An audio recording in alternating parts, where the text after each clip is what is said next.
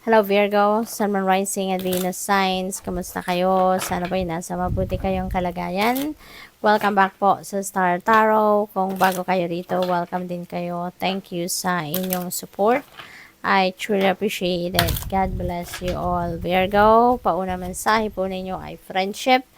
Be with the ones who make you shine, who love you and really care. Keep those and let the others go. Ayan. So, siguro, ngayon ang panahon that you are going to re-evaluate your friendships. No? You are going to re-evaluate your friendly relationships.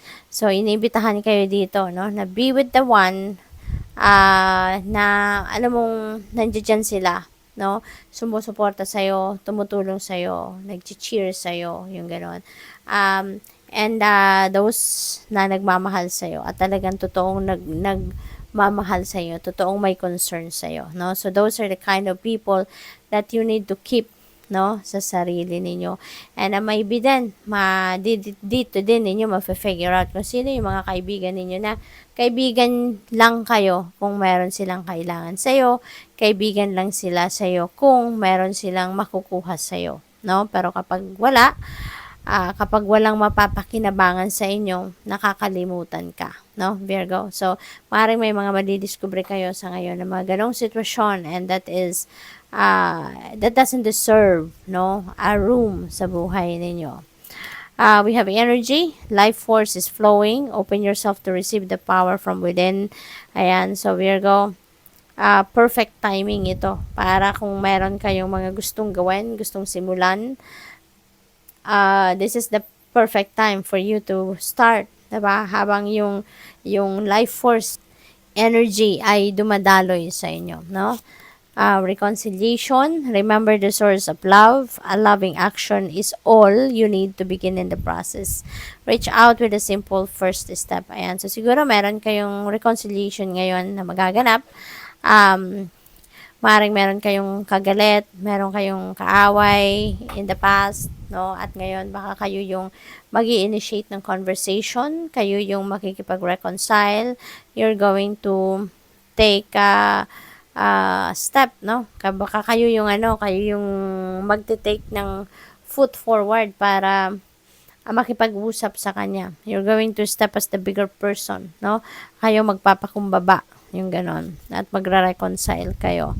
Partnership, learn to grow with others, overcome obstacles by working together, touch each other hearts while life lasts. Siguro yung partnerships na to, it's not limited to love and romantic partnership, but this could be a kind of partnership, no, na sa pagkaibigan siguro, no? And kung sino man feeling ko paparating pa lang ito, no? Kung sino man ang paparating sa buhay ninyo na makaka-partner ninyo, it feels like to me that you are going to have that symbiotic relationship. You're going to be very supportive of each other. You're going to learn to grow with each other. You're going to help each other na malagpasan ninyo mga obstacles ninyo, malagpasan ninyo yung mga problema ninyo together, yung ganon, no? That person is going to be very supportive of you, Virgo. So, napaka-blessed din ninyo. What else? We have engaged trust. Ayan, magtiwala kayo. Okay, Virgo, magtiwala kayo sa Panginoon. Magtiwala kayo sa inyong kakayanan. At magtiwala kayo sa divine plan. Okay? Even if may mga nangyayari sa buhay ninyo na unfavorable para sa inyo, rest assured, no, that in the end, that is for your highest good. Lahat ng nangyayari is for our best interest at nangyayari ang lahat, no, in divine order and timing. Kahit hindi paborable sa inyo mga nangyayari, no, rest assured, no, na in the end, makakatulong yan para sa ikakabuti ninyo, ikakaganda ng inyong sitwasyon. Kaya magtiwala lang kayo. Okay, magtiwala kayo. What else?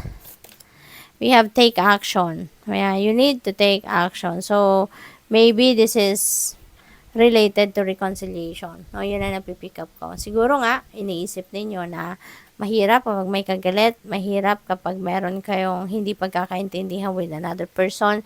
Kaya siguro gusto nyo na makipagbate. Kayo na talaga dito yung mag-i-initiate ng pag-uusap. Kaya, take action. No? Huwag ka nang magpatumpik-tumpik pa. Huwag nang hintayin ang bukas, no? If you are decided, then take action. We have hold the connection. Ayan, so hold the connection. Maaring yan ay dito, no? Sa bago ninyong makakapartner, sa bagong taong dadating sa buhay ninyo. And also, dito kung sino man itong makaka-reconcile ninyo. No? Maybe you're going to step up as the bigger person dito because you don't want to lose that person sa buhay ninyo. Maybe ganun mo din kamahal yung taong yan, ganun ka-importante sa'yo. Kaya, just hold the connection. Reconcile, no? What else?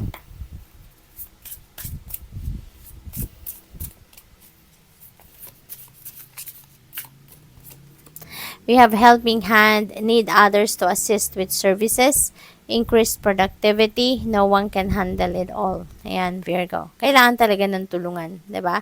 Kailangan na magtulungan, kailangan na mag-collaborate, yung ganon. And if you feel like kailangan ninyo ng tulong ng iba, then don't hesitate to ask for help. Okay? Kasi alalahanin ninyo no na lahat naman tayo at some point nangangailangan ng tulong ng iba. No one is an island, ika nga, hindi ba, Virgo? Kaya lahat no dadating at dadating ang punto na mangangailangan tayo ng tulong ng iba.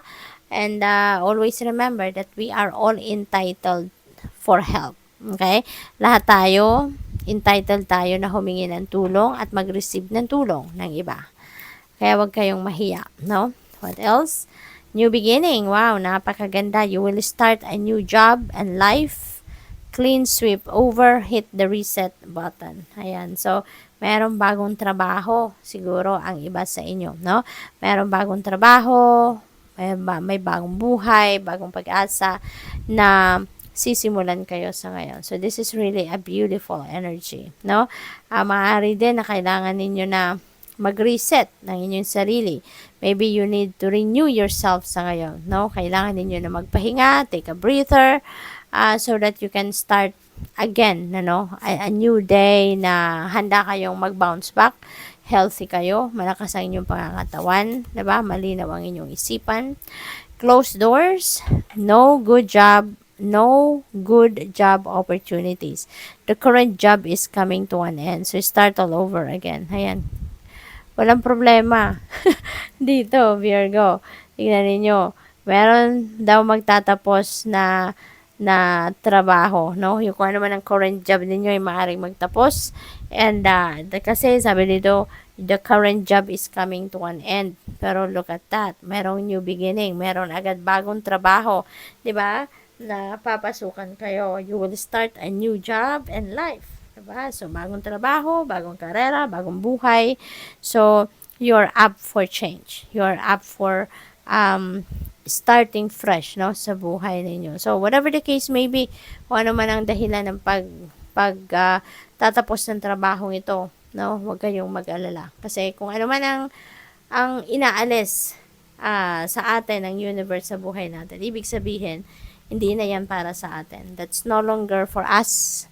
At this point, hindi na yan ang makakabuti sa atin. Kaya yan ay magsasara or isasara na niya ang pinto sa buhay natin. No?